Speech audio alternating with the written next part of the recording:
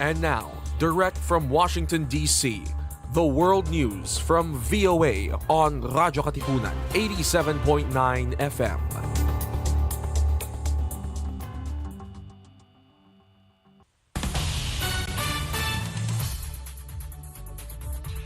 This is VOA News. I'm Tommy McNeil.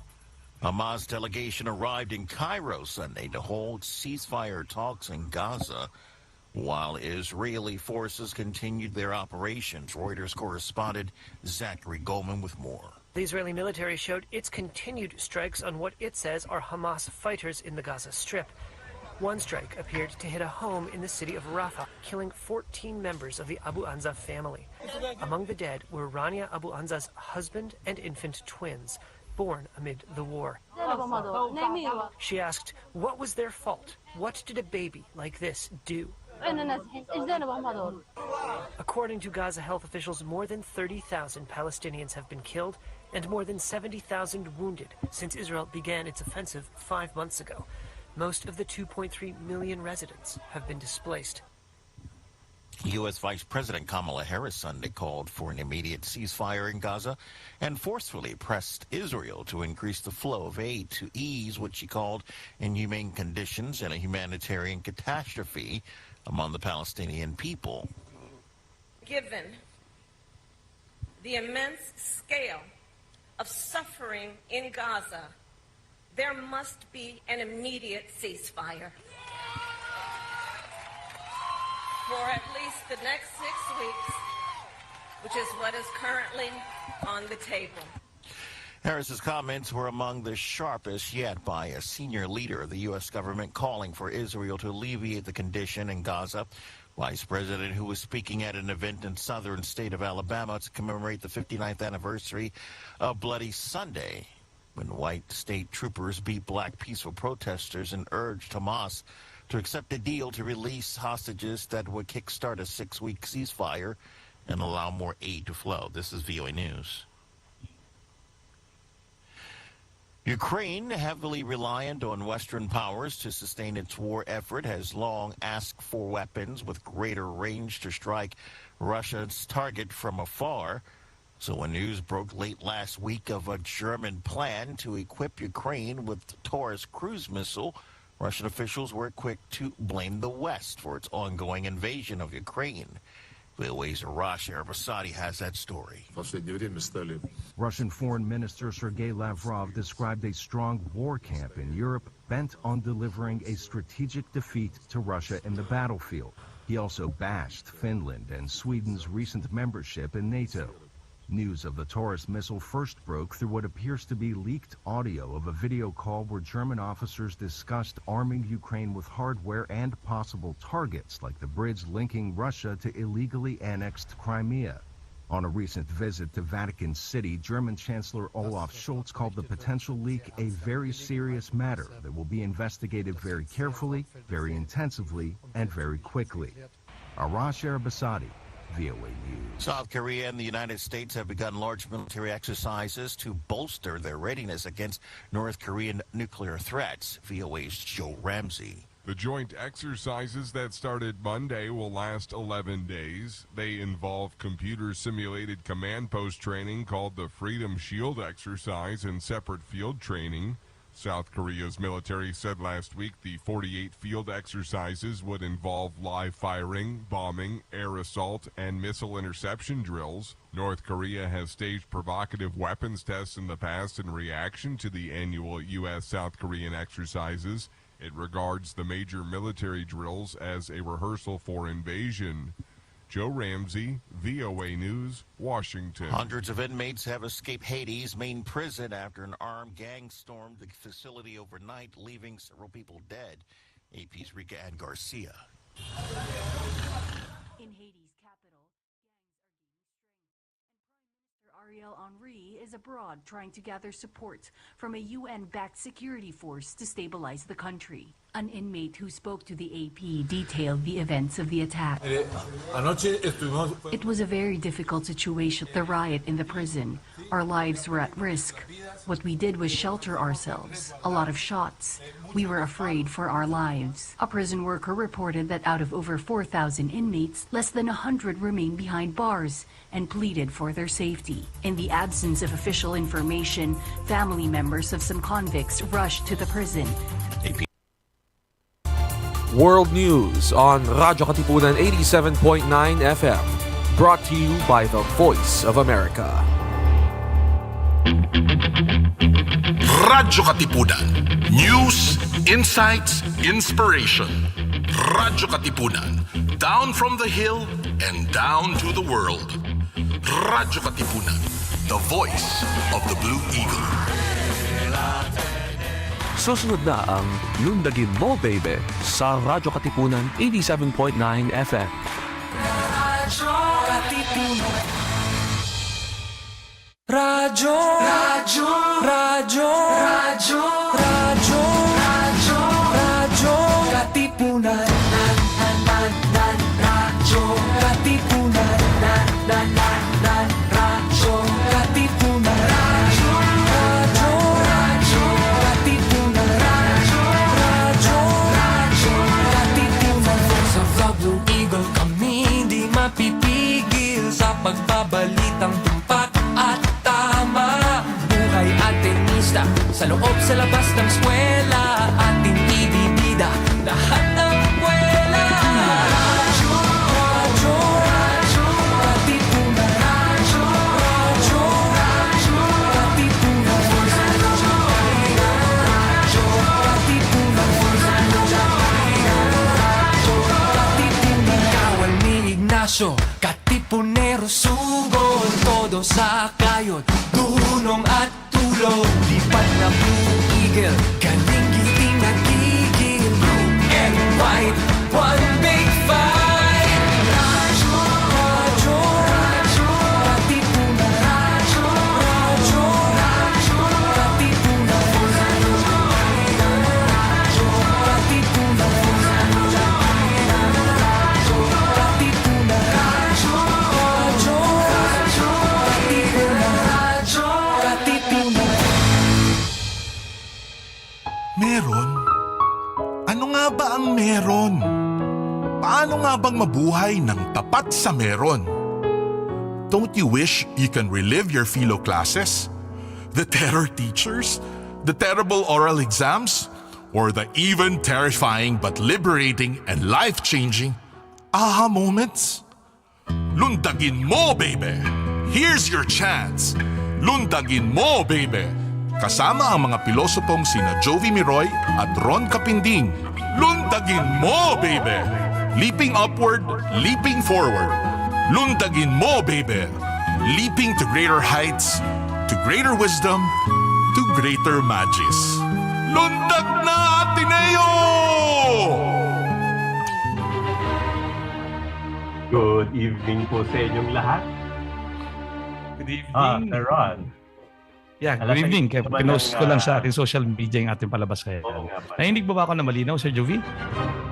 Loud and clear. Yes, loud and clear. I just arrived dito sa bahay and just came from the Valley, Xavier School in the Valley, and we had just had an articulation with the junior high school there. Ganda. Nandun ba si in the Father Valley Waves? mismo at yung paralan. Nandun si Father Waves? Wala si Father Waves doon. Wala Si Father Waves. Si Father Ari ang nandun kasama namin. Binabati ko lahat ng mga kaibigan namin sa Xavier School na Valley. Kina Ma'am Arlene, kina Sir Eric, kina Sir Mark, at sa lahat ng iba pang tumanggap sa amin kanina at nakipag-usap sa amin at ililibot kami at pinakain kami. Maraming salamat sa inyo. Malamig pa ba doon? Kasi dito sa amin malamig pa. Sa Tagaytay ka ngayon, sir, di ba? Nasanay naman na kami sa Nuvali bilang hindi ganoon kalamig. Pero kanina hindi mainit. No? Siguro dahil maulap o makulimlim. May bahagi pa nga doon. Kung ko alam kung may microclimate yung Nuvali, parang biglang nagkaroon ng konting drizzle. Meron bang wildlife doon? Yeah. Hindi ko kabisado. No? Pero mas maganda ang ang kalagayan ng kalikasan. Hindi ko alam kung nakagubatan na doon na kaysa dito meron sa daw. tayo Meron. Sige, pag-usapan natin yan. Sige, Meron sige. daw, sir, no? Meron. Sige, sir. So, itong ating palabas ngayon ay medyo naiiba. Bakit ba ito ang naging paksa ng palabas natin ngayon, sir? Ito ngayon ba ay buwan ng... Yeah. Ewan ko, may kodigo si Hansley ng mga social concerns. Si Hansley ba ang producer ng ating palabas ngayon? Wow! Si Hansley. Pero madalas alam ko yung mga political, historical. Tapos ngayon, hindi ko alam kung gaano ka political o historical to. Hindi masyadong political. Meron mga ganitong advocacy si Hansley, may mga ganitong interest. Yeah. So, World Wildlife Day kahapon. Pero actually, kung pupunta tayo sa website ng UN, ngayon din nila pinagdiriwang yung work kasi linggo kahapon eh. So World Wildlife Day. World Wildlife. So, para namang luminaw yung ibig dali sabihin, no? Doon sa sinabi natin yan. Pero yun na nga, kaya nga ang pamagat ng aming palabas ngayon, mga kaibigan, ay Kapwa-Hayop. Wow. Pun intended sa Kapwa-Hayop. Hindi yata naisip ni Father Arupe yan. Oo. So, Kapwa-Hayop. Ang kapwa sa Filipino, ibig sabihin is yung ating neighbor, no? Kapwa. At the same time, ang kapwa rin sa Filipino, ang ibig sabihin ay katulad, no? Kapwa-Hayop. So, yun ang ating pamagat ngayon. Napaka kung tawagin nila ay cryptic naman ang pamagat na yan. So wag na natin patagalin, sir. Madalas nakulang tayo sa ating isang oras sa programa. Pagbati po sa lahat ang nakikinig ngayon sa atin. Ito po ang ating palatuntunang pinamagatang Kapwa-Hayop. At pag-usapan natin ngayon, talakayin natin ang kalagayan ng ating mga kagubatan, hayop at kalikasan, kasama ang ating mga katanging-tanging panauhin na ipapakilala ngayon ni Sir Jovi. At batiin namin sa kapitbahay ko. Siya po ay Associate Professor ng College of Veterinary Medicine ng UPLB.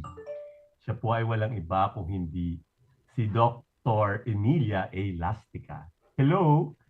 Dr. Emilia Lastica. Hello po. Good evening na eh. Good evening po. Takip silim na. Dr. Emilia, thank you very much po sa inyong pagpapa-unlock sa amin. At sana hindi ito ulit. Kayo, kasalukuyan kayo nasa LB ba ngayon? Nasa Los Baños? Yes po. Pwede niyo po tawagin M. M na. M. Sige. Oo. Salamat. Galing lang kami sa Daco riyan. Okay. Okay. Galing lang kami sa Daco dyan kanina, no? Umalis kami ng mga alas 12:30. Mula umagang nasa Nuvali kami. Banda riyan, sa Daco riyan, no? But alam ko. Yes. Maraming salamat sa pagpapaunlak sa amin, M, no? At meron pa tayo isang panauhin bago tayo lumundag, Beybeh, sa ating paksa. Talagang ito. Siya po ay ang parang pinuno ng Philippine Eagle Foundation. Walang iba kundi Jason Ibanez. Yung pagbati ko nga sa kanya, kayo po yung sa Blue Eagle Foundation. Iba pala yun. Blue-blooded Philippine Eagle Foundation. Yes, magandang gabi Jason. po, Sir Jovi and Sir Ronan, and of course sa ating kaibigan, si Doc M. Ewan ko kung kaibigan niyo siya, nanonood si Doc Butch Ong ng UP. Diliman. Okay. Nakalagay dito. So, maraming salamat po sa inyong pagpapaunlak, Doc M at Doc Jason, no? Sa ating unang tanong na ho tayo, can you share your current work and advocacies related to Philippine wildlife? Sir Ron, simula tayo sa definition ng wildlife. Pag meron ka bang pet, wildlife ba yun? Si Sir Ron. Sige. Yan na muna. Sige, bago tayo magpupunta po, lumundag dito, alamin nga natin ito, lulundagin natin. Ano ba itong, pag sinabing wildlife, ano po ba yan? Yan po ba may kinalaman sa, nung kami grade school, merong tame animals at wild animals. So pag tame animal ba, hindi kasama sa wildlife? Kasi, ayun po, at ano pong saklaw niya? Na hayop lang po ba? O kasama na pati kapaligiran? Pwede niyo po ba kaming bigyan ng definition ng katuturan ng salitang yan? Anyone, si Doc M or si Doc Jason?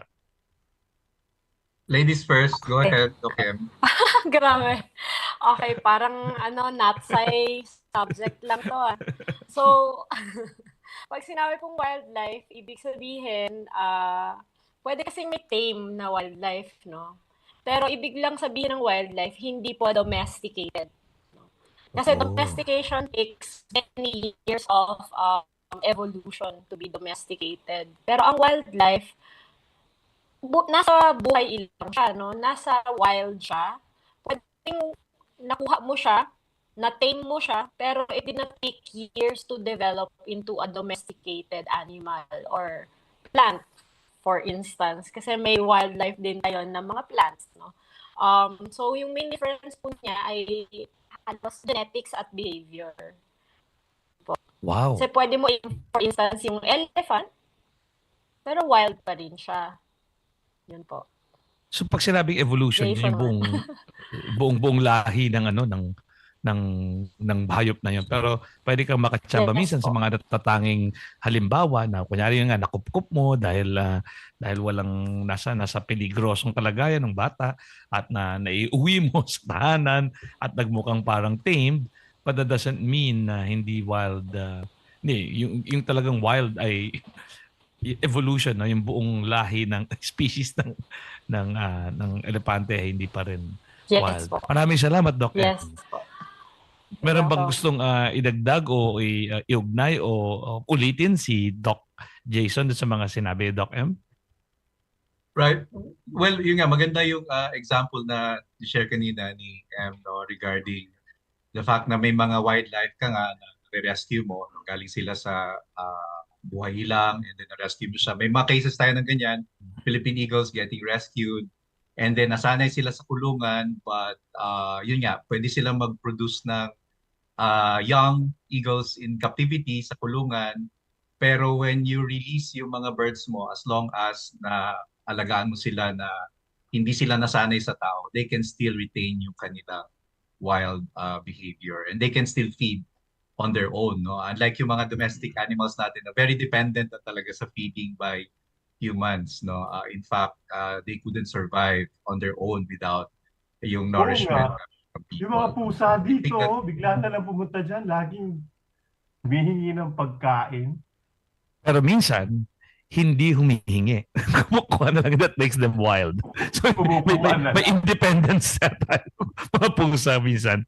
Right, may mga cases din, yung mga feral animals na natin, yung mga domesticated na nasanay sa wild. Pero in the case of cats, ito rin yung isang challenge. Itong mga pusa naman natin, nagiging threat sila sa biodiversity or birds in general kasi they feed on mga wild animals. And may mga cases na tayo na may impact talaga itong mga feral cats natin. So yes, before we move on, just so we won't leave that particular example. Feral cats, ano po ba yan? Ano ibig sabihin? Paano nila nasisira yung siklo ng biodiversity? Right. No, so I think very relevant, may isang publication na lumabas, dinocument nila, nilagyan nila ng tag ang isang pusa or several cats sa Mount Makiling. And apparently, they're expanding their range dun sa forest. And in general, may documentation na mga pusa, pwede nilang kainin yung mga itlog ng mga ibon, kainin din mismo yung mga wild birds natin. So it's a known threat. In fact, may mga isla na walang pusa before, may na-reintroduce na pusa, dumami sila, and that led to yung decline ng mga population ng mga ibon na unique dun sa island, na walang experience sa pusa. So, yun nga, paumanhin po sa mga cat lovers, pero may mga ganun po na cases na pag hindi po natin inalagaan yung mga pusa natin, hindi natin sila nilagay lang sa bahay, pwede sila maging threat sa biodiversity, specifically mga birds. Yep. Yeah, we need to keep that's so interesting. indoors po kasi, yeah. We need to keep them indoors, no? Yeah. Keep them entertained indoors because they pose a big threat. In fact, yung sinasabi po ni Jason kanina, may isang island talaga na naubos yung ibon niya doon because of one cat. isang pusa lang. And na ibon dun sa isla na yun. No? And in our case po, we have wildlife in cities as well and in towns, no? And nakita ko talaga na may pusa na kumain ng skink sa BGC, ganyan. Parang din talaga sa akin as a person working for conservation, no? It's really important for us as human beings. If we decide to have pets, we need to be responsible as well. Yung impact ng pets natin, malaki dun sa environment. We need to make sure that, yun nga po, we are responsible pet owners. Excuse me, I don't know if it's just me, Doc M, no? Pero sa akin yung audio ni Doc M parang nagpa-fluctuate. Is that the same case with you, Sir Jovi? Hindi naman malinaw. Yeah, choppy si Doc M. Nag-choppy minsan. So I don't know if it's the microphone or if your device, ma'am, can actually pick up even without earphones. You can put it closer to the pinaano ko na kit. Yes, thank you. So let's go to my question kanina, no? Can you share with us your current work, no? And advocacies, kung pati advocacies pwede na isama, related to wildlife in the Philippines. Doc Jason. Yes, so again, I'm part of an organization called Philippine President Eagle Foundation. Ano po Philippine Eagle Foundation? Yeah, so we're a conservation NGO. We're based in Davao City po, pero we practically operate in 4 islands where the Philippine eagles are found, namely Luzon, Leyte, Samar, and Mindanao. So the Philippine eagle is a critically endangered species. Ibig sabihin, if we don't do something to save the species, we might lose it within our generation of the next 50 years kung wala tayong gawin to save the bird. So that's our main mission, to help the government and the country save its top predator, which is the Philippine eagle. It is also our national bird, symbolizes the Filipino spirit and psyche. And it's, as Filipinos, we are Filipinos because it's only found in the Philippines. No? So it's also very unique. It's one of the largest raptors in the world. It's one of the most largest ano sir? Largest raptor? One of the largest eagles in the world po. Yeah. So I could provide some description po in terms of yung physical appearance niya. It stands about 1 meter tall, and yung total wingspan niya po is around 2 meters, no? Making it the largest forest eagle in terms of wingspan. So our NGO again is helping with the conservation of the Philippine eagle by protecting the forests, helping other communities and then local government units to take care of their forests, because we all know that apart from being a habitat of wildlife, marami pa pong mga benefits na nakukuha from protecting the forest. So we think that using the Philippine eagle as a flagship, as an umbrella, can save the Philippine eagle. So yun po ang sole purpose ng aming organization. Nasaan ka sa 4 islands na yun, Doc Jason, currently? Nandito po kami sa Davao City, Davao, where life is here and wildlife is here. Yeah. Salamat, Doc Jason. Ikaw, Doc M, kumusta yung current work at advocacy sa wildlife? I'm wildlife partner, mostly conservation work on Philippine endemic wildlife. So I help many different organizations, including the Philippine Eagle Foundation. So I work with Jason as well. Then we have advocacies with mostly wildlife that have been neglected. We call them the brown dogs kasi hindi sila as charismatic. So, yung Negros Big Five, for instance, na nakita sa Negros Island and Panay. So I help the organization working with them, as well as the Mabuaya Foundation in North Luzon po. And the foundation sa Palawan. Yun. Doc M, yung wildlife that has been neglected means wildlife that has been hindi wala nang umaasikaso, wala na ano po ba ibig sabihin? Yeah, I mean, hindi po kasi sila cute or I mean like hindi sila katulad ng Philippine eagle na very charismatic, no? So I work with wild pigs. Wild pigs. And, oh. Yeah, and many of them are like people. Yan po ba yung baboy ramo? Iba yan? Yes, baboy ramo po. May 4 na species po tayo sa Pilipinas ng baboy ramo. And currently, we're scrambling to save them because ASF also affects them, no? So, meron po tayong work around those themes, diseases and helping medicate or rescue wildlife. No? Yun po. Hindi ko alam, Doc, kung di ko lang na-pick up. Di ba sa baboy ramo, bigyan pa kayo ng 1 o 2 pa na non-glamorous pero wildlife pa rin. Glamorous kasi Philippine eagle, di ba? Sino pa ba? Ano po ba? Crocodile. Ay, ano po? Crocodile. Yes, Philippine crocodile. Merong Negros bleeding heart pigeons. Bleeding heart pigeon. Nakakita na ako niyan. Talagang mukhang bleeding heart talaga yung pigeon na yan. Oh, yeah. So we have 4 types of them. We have a lot of different bleeding heart pigeons.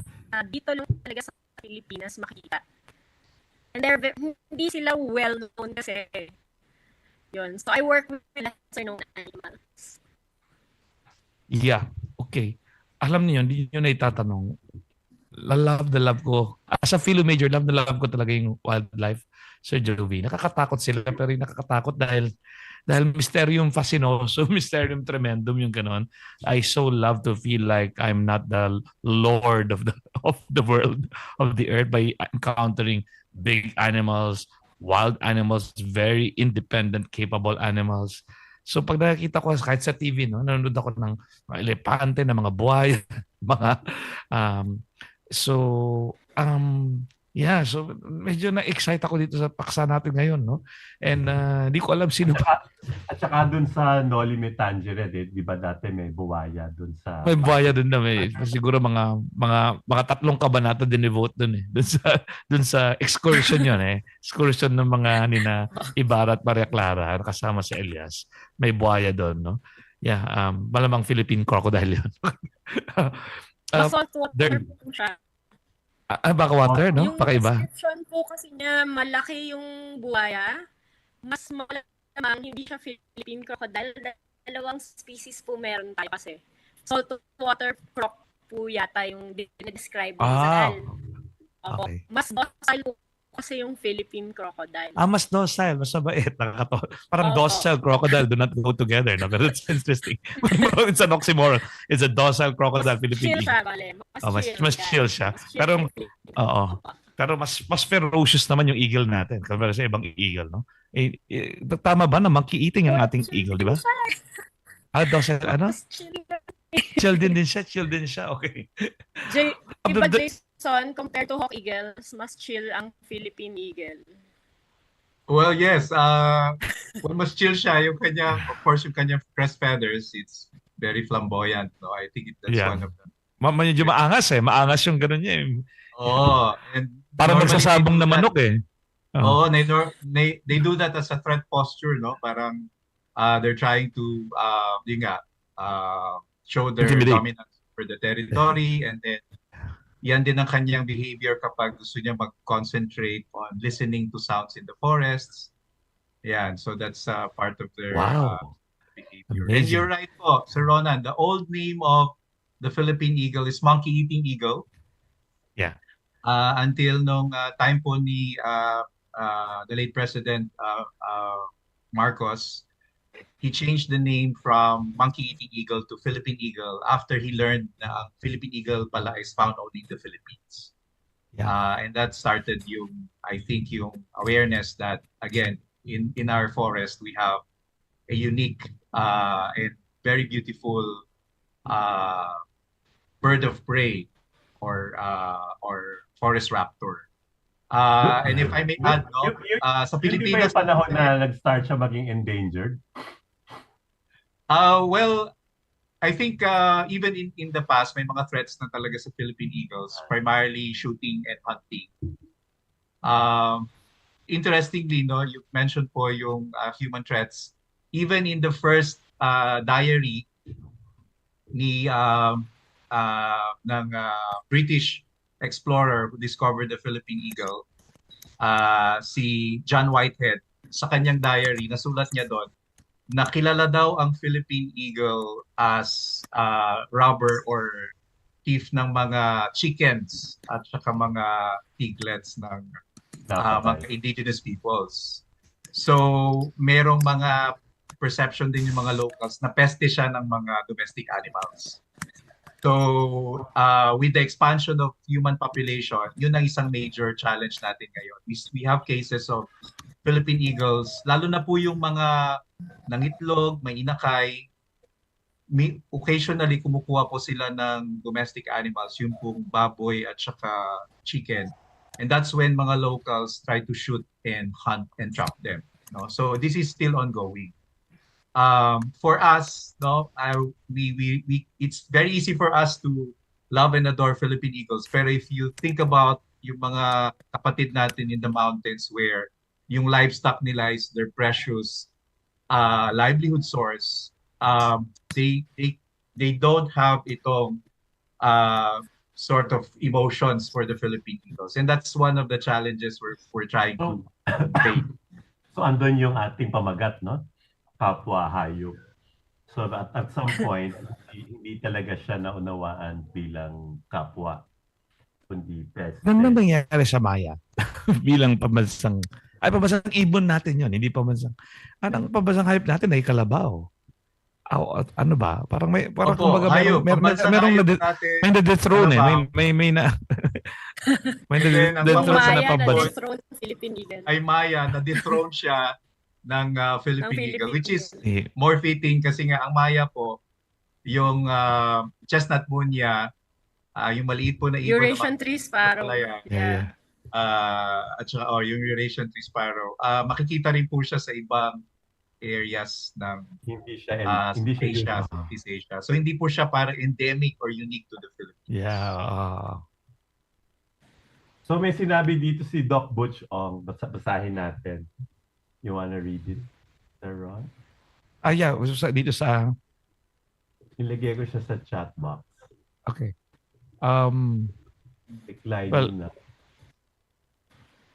Declining numbers of our biodiversity are also due to urbanization, climate change. Our conservation measures also could be improved. Even in tertiary education, less and less are interested in environment and even plant taxonomy. It's not as simple as being kasi parang mas komplikado pa ito kumpara sa panantilihing ang ating kalikasan, di ba? May nakita ako isang documentary dito talking about elephants in Asia. Tapos parang malaking damage sa kanila nung ginawang fields yung dati nilang. So it's not a matter kahit como fields yan. Anyway, siguro papasalitain natin ating mga bisita ngayon. Yung urbanization at climate change, yung conservation measures could be improved.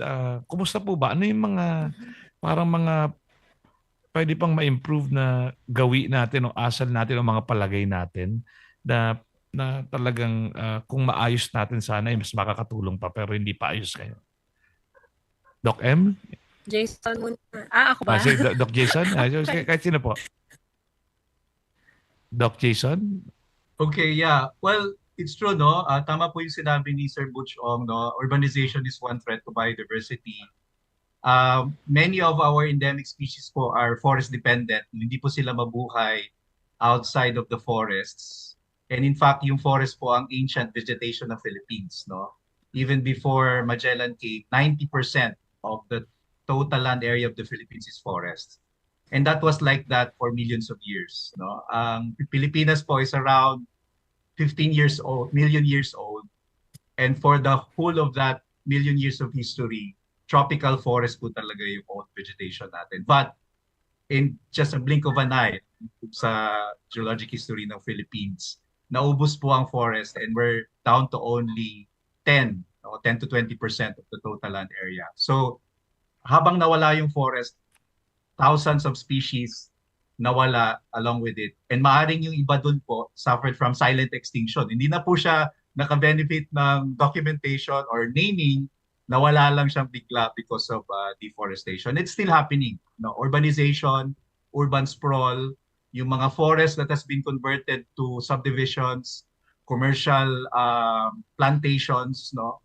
And ito po yung mga poor habitats for wildlife because it's a recent habitat. And then may issue ka pa dyan ng shooting and hunting. So I think in terms of improving our conservation actions, we need to restore our forest. Let's plant as many trees as possible, native trees, and we all know that it has added benefits. Additional carbon sinks, restoring yung ecosystem services, andyan po yung health, no? Yung value ng forest bathing, we all know that. So, and tons of other benefits. So we think that, bringing back the forest through really serious and careful reforestation projects would help. Reforestation, narinig ko na yung palagi, bringing back, is that even possible? How do you do that, Doc? How do you bring back the forest? So, you can plant trees, that's one thing, no? Pero plant the right trees. Doc, You please? need to plant the right trees. The right trees, no? But then again, Yes. even the space for them, how could that piece of land become forest again? Parang I'm having a hard time imagining a reforestation in the literal sense, no? Na bringing back the forest. Kasi alam ko yung forest talaga masukal na complex, ganun talaga. Right. How can you Yes, even so duplicate I that? think yun yung isang challenge. We have to incentivize, the government has to incentivize yung mga reforestation activities. And it's doable po. In fact, we've been doing reforestation projects. For instance, meron po tayong carbon forest dito sa Davao, 12 hectares. It was purely grassland. And then after 4 years of careful reforestation and maintenance, nabalik po yung secondary forest. And that's the start of yung movement towards yung natural forest. Sa Davao. Nakikinita ko na. Ang Cubao magiging forest. Yeah, I mean, hindi. Kudos to Davao yung naging forest ulit, no? Amazing. Yeah. Well, if I may share po, meron tayong urban biodiversity initiatives. This is bringing back mga patches of forest. Ateneo de Manila is yung campus niyo po is a perfect example of an urban green space. Now you have Ateneo de Manila Wild. Diba? UP Diliman is also an example. So ito po yung mga types ng landscape that should be siguro cloned across different... Yeah. We're in Ateneo, pero just to be clear to the other people, ano pong tinutukoy nyo? Bakit Ateneo? Dahil yung Ateneo may halong building, tas may halong patches of woodlands, of masukal na you have green. Woodland. I mean, may kakahuyan. And you have wildlife in your area. You have diba? May wildlife area nyo. And you're actually not harming them. You're appreciating them. Ang nakita ko po kasi, like, in urban centers, pag nakakita ng wildlife sa city, akala nila kailangan i-rescue agad. Pero they live there already. Yeah. Nag-chill lang yung ahas. Parang gano'n. Ano ulit, Sir Doc M? One issue is sa city. One of the things is that people in the cities think that wildlife do not exist in their area. But they do. No? For instance, pag nakita po ng peregrine falcon, they live in the city. Pero ang gustong gawin ng tao, kunin yung falcon, i-rescue. Tapos dadalhin sa rescue center where they will suffer. Yeah. It's important po to understand that they also live among us, the wild animals, and that they should be left alone pag nakita sila. Unless, syempre, in distress, no? Pero most of the time po, hindi naman sila in distress. Yeah. Yun Yeah. Yeah, kamakailan ay dumalaw ko sa kaibigan ko sa SBMA sa Subic, no? At pagpunta ko doon, talagang may mga unggoy dito sa tabi sa tabi ng kalsada na asfaltado at maganda, napaka-urbanized sa itsura, no? At mukha naman silang hindi distressed. May peaceful coexistence yata sila sa mga tao at mga taong nandun, hindi na rin sila pinapansin. Ako talaga amazed ako na may mga unggoy na nakatambay na hindi nakatali na ano. So is that the case? So may problema rin po doon sa ginawa ko example na yan. Inuhuli nila, Well, nilalagyan nila sa may house. issue rin po doon. Ay, may issue rin yun kasi people feed them sa highway, dayo. They shouldn't be feeding these monkeys because they will then put these monkeys in danger. Parang tinitrain nila na manghingi sa mga computers, sa motorists, no? And the rescue center there gets cases of monkeys getting run over by cars. Yeah. Electrocuted, things like Pag nasanay sila maging dependent o maging mendicants doon sa mga motorista, baka malapit sila sa peligro dahil may mga mabilis. So, at saka yun na yung dapat wild, wala sila talaga nahanap ng sarili na. May sapat na kagubatan naman sa SBMA, no? So, let them be. Saka mga paniki. Yes. Opo. Ang weird yung monkey nasa city na. Let's say nasa Quezon City yung monkey, wala yun na pet. Yeah. Well, that's weird. Pero kung sa SBMA, then it's normal na nandun po sila. Oh. Ayun. Yeah. It's just, yun po. Para, like for instance, yung mga snakes na makikita sa syudad, they live there. Yeah. So, di ba, nasa area na natira eh. They eat the road that's there. So, let's just let them be. Yun po. Kakatakot naman yun. Hindi ka naman, I just say that. Hindi naman ako mapapatay ng ahas o ano. But kung nakita ko ng ahas, parang let the ahas be. Kasi nung araw, tinuturuan kami tungkol dyan, kahit lumaki ako sa Makati. Pero yung tanong nga ni Doc Butch, parang yun ang kanyang issue na kahit dun sa tertiary level, hindi siya katulad ng chemistry or ng computer science, itong botany, zoology. Zoology ba? Wildlife. Wala kasi masyado pera. Walang pera. Sana sa may clean natin. It's not lucrative eh. Compared to mag-engineering ka anak kasi para iba na lang kung maging maging veterinaryo ka. Yeah, pero veterinaryo ka. For vets, yes. Malaki po ang kikitain kung mag-small animal veterinarian compared to mag-wildlife. Yeah. So, mas gusto nila yon. Yeah. Pero, sino naman nagpapagamot sa mga wildlife animals? Wildlife nga, no? Parang hinahanap niya yung pasyente niya. Walang amo yun. Wala naman kumatok sa kanyang gorilla o ano man. Parang... Yun daw nga baboy na mo, meron ding baboy na mo po. Parang di naman humahanap ng saklolo yung mga yun kahit kailangan sila saklolohan. Pero, ano bang sinasabi ko? May tanong ako sa isip ko kanina, no? So, paano ngayon yan? Di mawawalan na lang tayo talaga. Kasi katulad nung bata kami, tinuturuan kami ano yung poisonous na frog, ano yung poisonous na snake, ano yung poisonous na mushroom. Pero Doc Jovi, sa palagay ko sa maikling show natin ngayon, baka kailangan outright masabi, binabagit na kayo ni Doc Eman at Doc Jason na parang kailangan magkaroon ng trees, kailangan manatili silang buhay. Bakit ba? Pero sabahin na nga natin outright, baka mamaya we just fly over the heads of people. Bakit? Bakit po? Wag na yung tungkol sa kikitain ng wildlife, pero bakit merong ano yung pinakamatinding saysay o ano mang pinakamalaking benefit kahit sa sarili natin na itong ating mga kapwa-hayop ay manatiling namamayagpag at buhay na buhay at masigla. Ganon din ang kanilang mga tahanan. Outright, we're assuming na people understand that, but siguro kailangan masabi straight from the doctor's mouth. Ano po bang Ano yan sa atin? For me po, I think it's really important na maintindihan ng bawat isa na lahat tayo interconnected. No? So, pag nawala ang baboy damo, for instance, ang forest, hindi ma-erate yan, yung soil nila. Kasi yung baboy damo, yan yung magbubungkal ng lupa Yeah, na magbubungkal ng matigas lupa. sa gubat Yeah.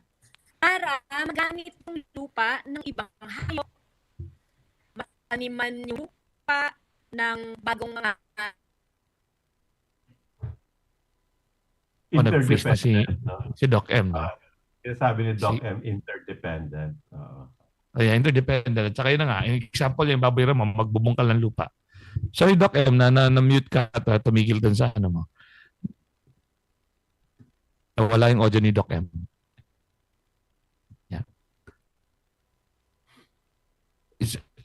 Doc Jason, baka gusto mong saluhin muna sandali habang Right, you're figuring yes. out how Well, so yun po, magandang point po yun, yung interconnectedness, yung value ng each member of the ecosystem. No? Yung ecosystem po natin, for instance, forest ecosystem, it evolved so that yung bawat member ng ecosystem, including mga animals, mga plants, play a critical role dun sa ecosystem services that is being provided. No? So kung tinanggal mo yung isang species, may potential na mag-collapse yung ecosystem and doon maapektuhan na yung lahat ng members. A good example po is yung Philippine eagle, no? Dito po sa atin wala tayong mga tigre, wala tayong mga leon. Ito po yung tinatawag nilang apex predators.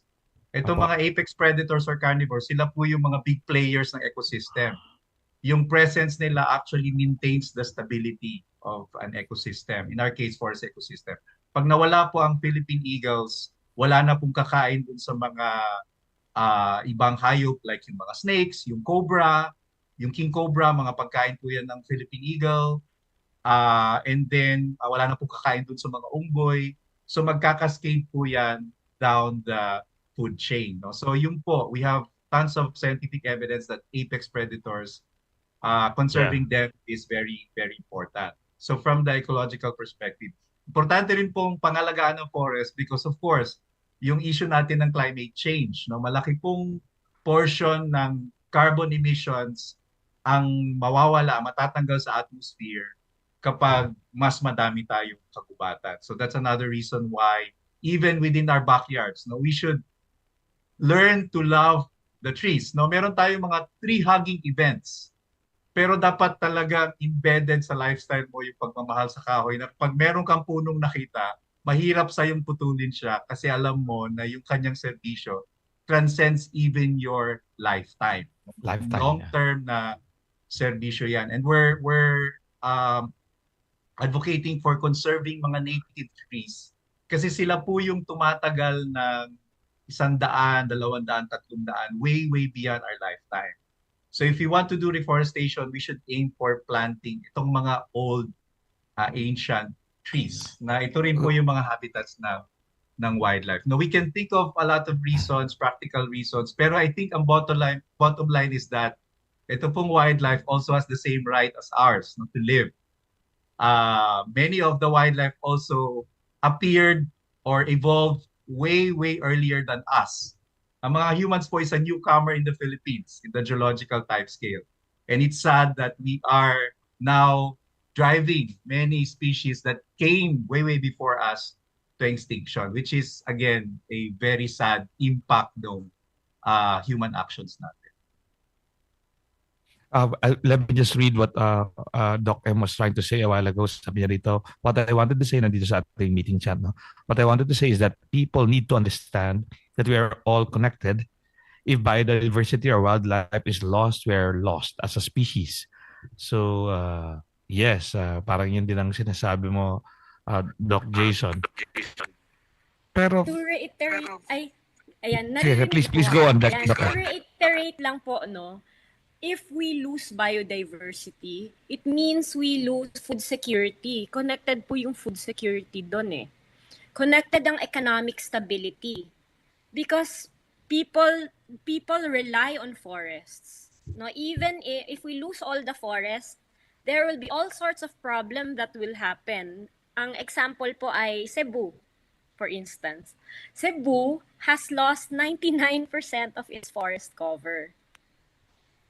And now, ano yung problema nila ngayong tag-init? Mga ahas.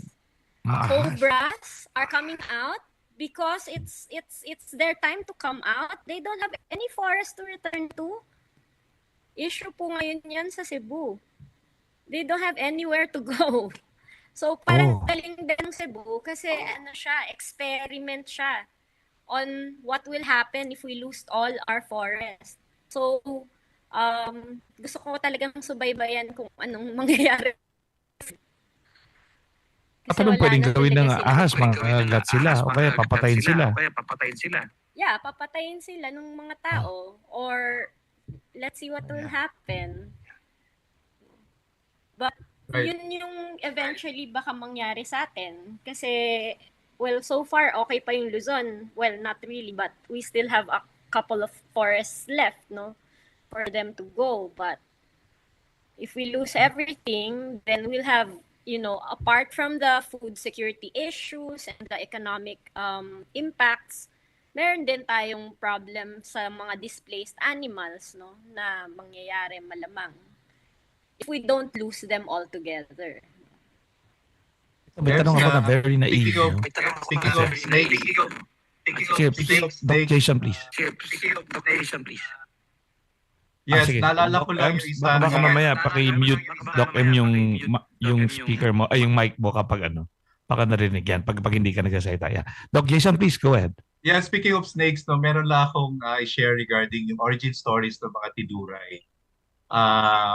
Sa origin story ng mga indigenous Tiduray, ang humans daw came to this world as snake and human twins. And then, so merong close relationship sa Tiduray culture, yung humans at saka snakes. And then there came a time where when they were playing, accidentally nakagat daw ng snake si human. And then si Diwata or si Bathala then declared na from now on dapat mag-separate kayo. But ang abode ng snakes would be the forests. Pag pumunta si tao sa forests, may karapatan si snake to defend himself and then bite the human. Similarly, yung snake, if it invades yung house ni human and then threatens yung people, then it can defend itself. So I think ang bottom line lang dito is yung itong wisdom of respect for each other's territory. And then of course, yung idea na you respect yung rights ng isa to live safely within their respective homes.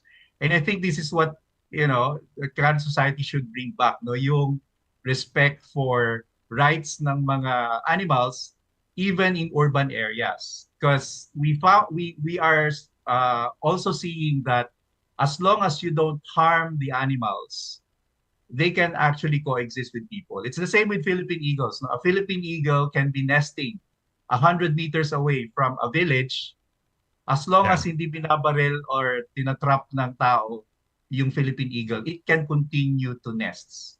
And then the people can go on with their usual farming and other stuff. So I think yun yung bottom line. It's similarly the wildlife feels pain, fear, and then they can also retaliate if they feel na they're threatened. And I think yun ang nangyayari sa mga snakes natin, unfortunately. They're trying to defend themselves from people. And so nagkakaroon ng bad rap ngayon yung ating mga wildlife in general. Yeah. I don't know if this is a philosophical question or is a naive question. So it can be both, no? But sabi nga natin 90% dati ang ng Pilipinas ay gubat.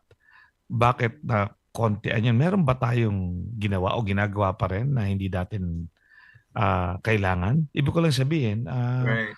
We can say that, but at the same time, did we just lose it to nothing? Everything that we tried to replace the forests with? Ang tinatanong ko lang kasi baka mamaya, kailangan ba ng kompromiso? Kailangan ba ng, ano ba yung delicate balance ng lahat ng yan na may pangangailangan yung tao at hanggang saan lang nila pwedeng itulak yung pangailangan nila at solusyonan.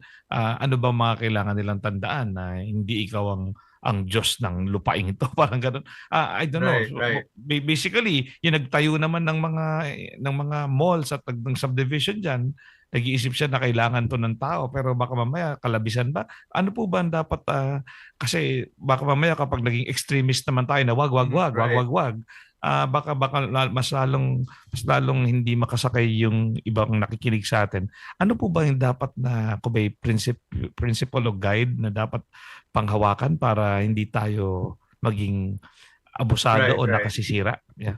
Right. Well, thanks for that, no, Sir Ronan. I think in terms of yung deforestation history, no, karamihan ng mga forest natin naubos during the 1960s to the 1980s. Kung saan yung major income source ng Philippines is basically from commercial logging. So maraming mga forest ang pinutol because of yung timber industry, no? Lalong-lalo na dito sa Mindanao. And ika nga, hindi na natin maibalik yan. Ano? We cannot cry over spilled milk, ika nga. Pero there are global standards on how to maintain yung health ng ecology. So for instance, sa bagong Global Biodiversity Framework, or yung post-2020 biodiversity framework, ang standards, no, for conserving mga habitats is at least 30% ng mga remaining habitats natin should be protected. And that's what the government is doing. No? Yung mga natitirang natural habitats natin, at least 30% of that gets legal and functional protection. That can also be a standard for like mga properties, no? Kung halimbawa meron kang area, and if you want to maintain yung ecological health ng lupa mo, maybe target 30% of your area and then allot it as a green space, no? Plant trees and leave it as habitat for wildlife. And masusurprise ka na lang in a few years may mabubuhay dyan na creek, meron ng mga endemic species, and if you... Na creek? As in creek? Yes. Oh, wow, creek, yung small water system. No? Yeah. Kasi that's what trees does, no? They're great sponges, no? Ini-store nila yung tubig, and that can also regulate yung climate ng backyard mo. So I think these are the tangible things we can do.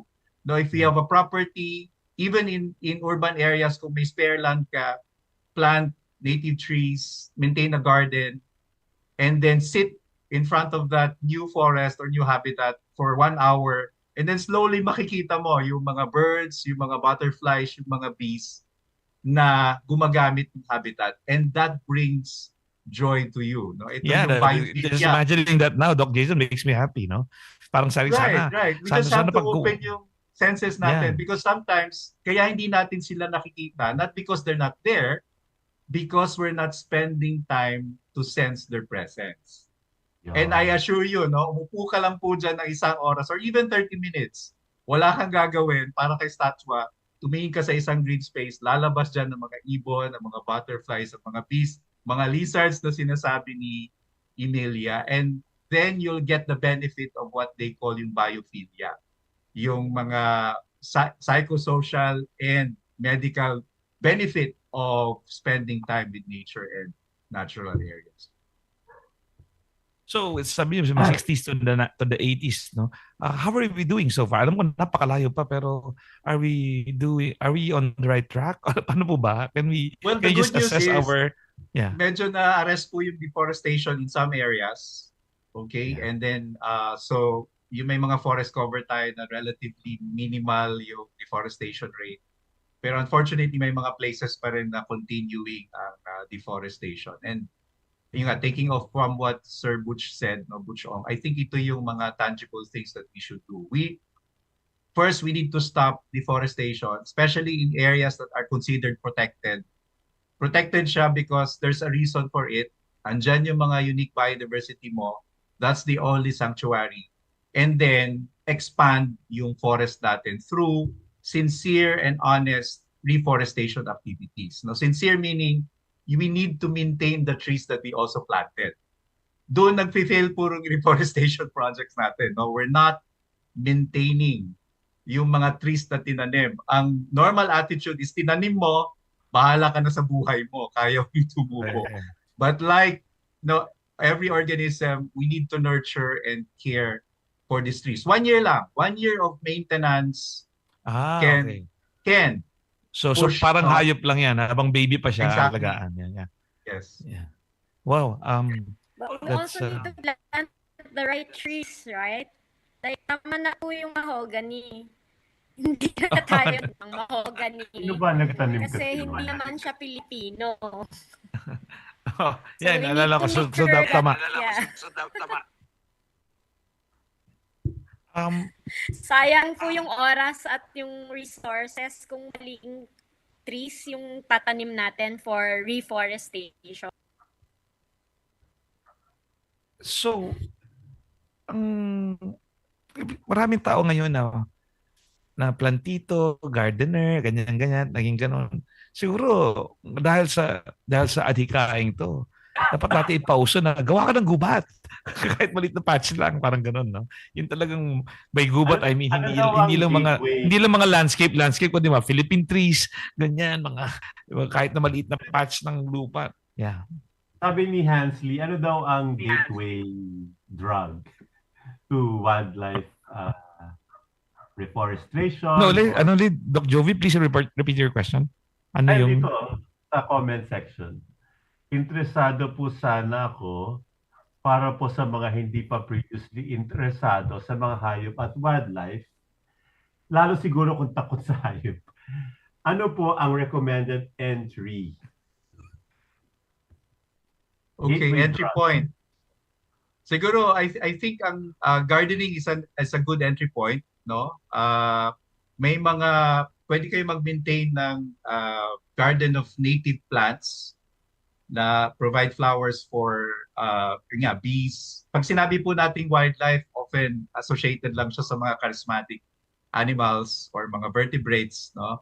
Pero that also includes yung mga invertebrates natin, yung mga bees. In fact, yung mga bees are one of the most threatened insects, and we all know yung value nila for pollination. Sa urban areas, very much threatened ang mga bees because of pesticide use, chemicals, no? So I really believe that by maintaining gardens inside your backyard, that could be an entry point. Then slowly mag-introduce kayo ng mga fruit trees. You know, I've experienced that personally dito po sa subdivision namin sa Deca Homes, no, sa Mintal, Davao City. Ang mga bahay po kasi nagtanim ng mga fruit trees and hindi na nila hina-harvest yung mga fruits. And it became a food source for birds. May mga birds dito nung dumating ako in 2011. May mga nakikita na ako ngayon ng mga birds na nung 2011 wala dito. And apparently they're benefiting from yung mga fruit trees, native fruit trees that are being planted. So I think yun po yung mga entry point.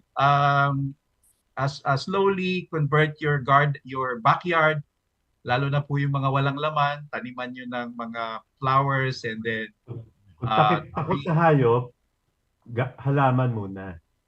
Halaman po muna and then slowly makikita nyo na nagiging habitat siya na wildlife and then biodiversity. Sir Jovi, gusto ko yung mga hayop na kinatatakutan ko. Gusto ko nandyan sila. Gusto ko marami sila, pero gusto ko malayo sila sa akin.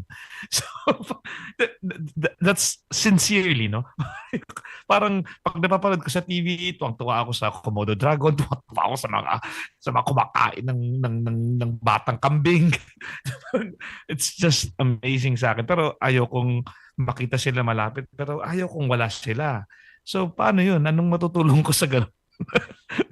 Parang wag ako, please do it, pero wag ako. Baka may ganun attitude. Ano po ba? Pwede bang mapag-asawa yung dalawang simulaan nyo? Gusto ko buhay sila, gusto ko marami sila, pero parang takot ako. Actually, Sir Ronan, that's a normal behavior po sa wildlife. They call it biophobia. Kung meron kang biophilia, meron din talagang biophobia. And that's normal. No? Pero I think yun nga, yung idea, and that's a good start, no? Embracing yung idea na you really, kumbaga may fear ka na animals, that's fine. And then, but again, yung idea din na they're safe, then I'm okay with that. So doon sa ano ng kapitbahay mo, doon mo siya ilagay. Di ba may aso ka?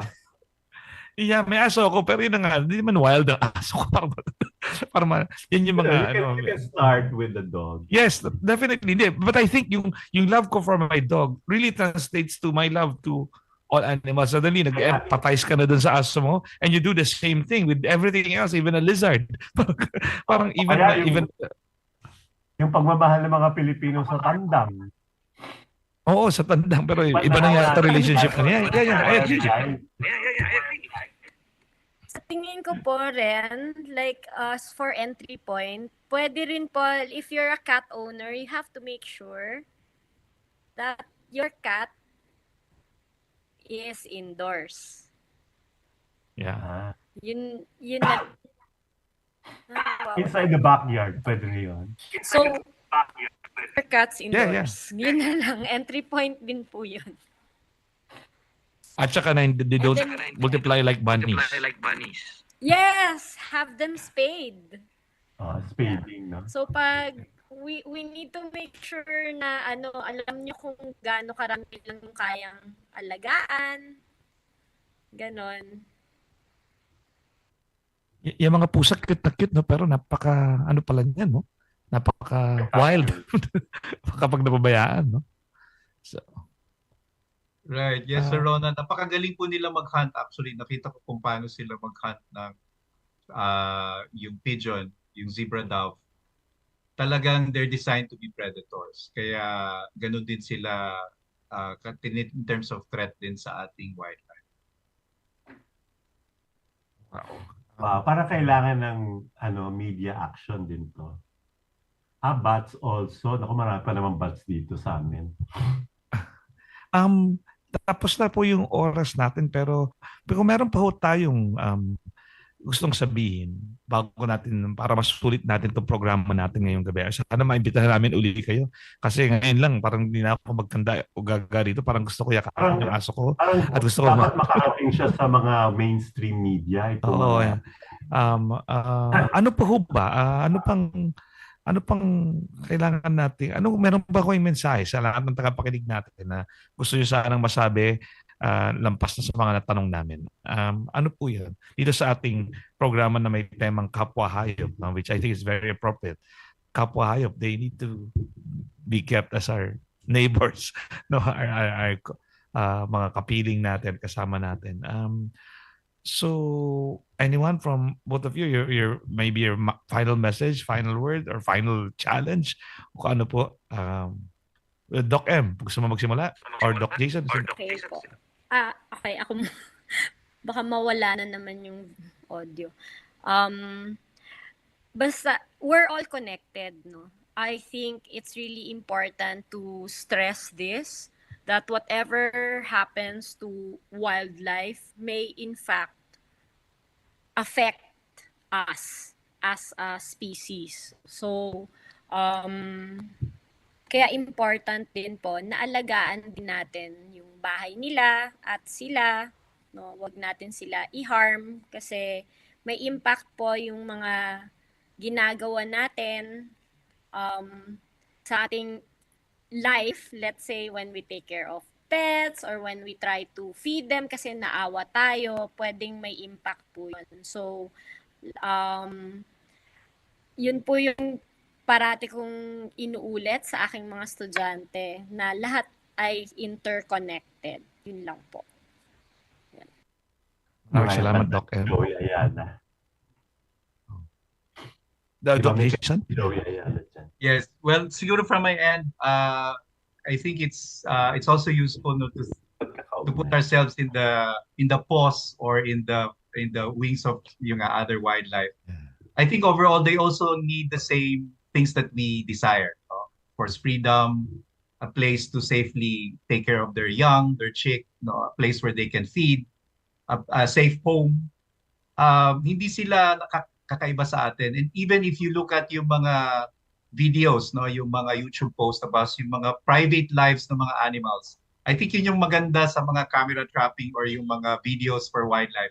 We're looking into able to look into the private lives of these animals and they really show affection even to other species. May isang video showing isang, let's say, bison yata yun, and then he flipped over yung kasama niya na turtle kasi na kumbaga Patihaya. nataob. So may mga ganong mga human traits that they also show. So I think that these are evidences that we really need to respect din yung mga needs ng other wildlife. And we should realize that the same space we're occupying, they can also occupy that. Magagaling ang wildlife dyan eh. One forest, you have lots of species occupying it because they respect yung mga different niches and then positions nila.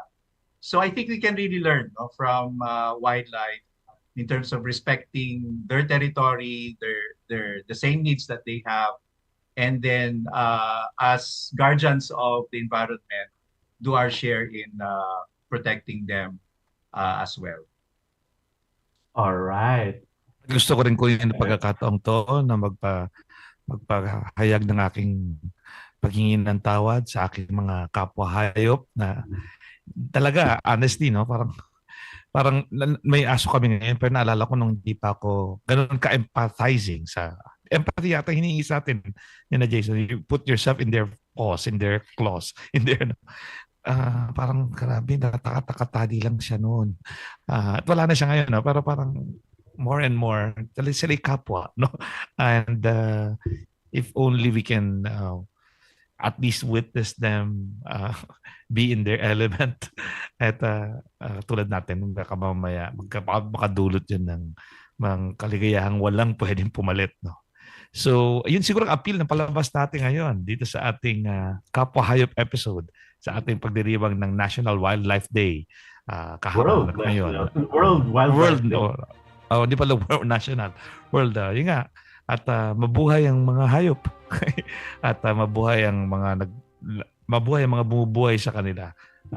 Sana si Doc Jason simulan pa natin sana bubuhay sa kanila sina Doc Jason, sina Doc M, at sana tayo rin sa ating munting paraan, sa halaman man, sa hayop man o sa pareho, sana mabuhay tayo ng matiwasay at malusog at ligtas ng kahit magkakaiba. So, yan lang po. Susunod na palatuntunan namin. Maraming salamat sa aming mga panauhin. Sana maulit namin ang pagkumbida. At susunod na episode ng ating Lundagin mo, Beybeh, dito sa Radyo Katipunan. Maraming salamat po sa inyo. Mabuhay, mga hayop. Lundagin mo, Beybeh.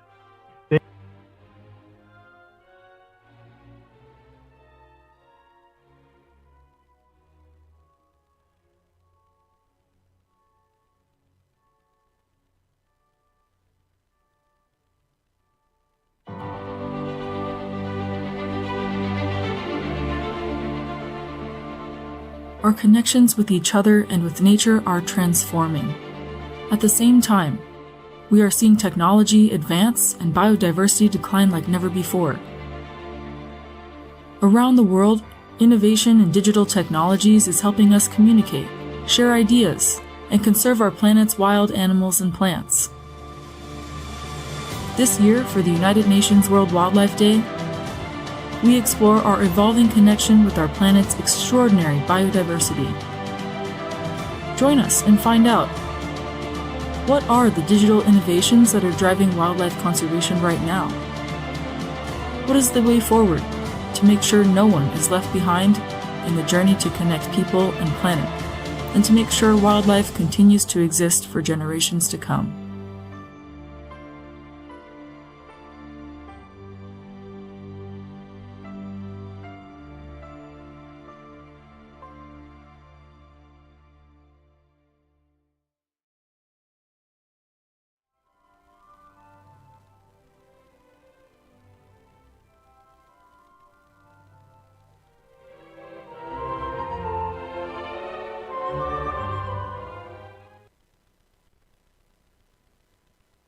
Meron?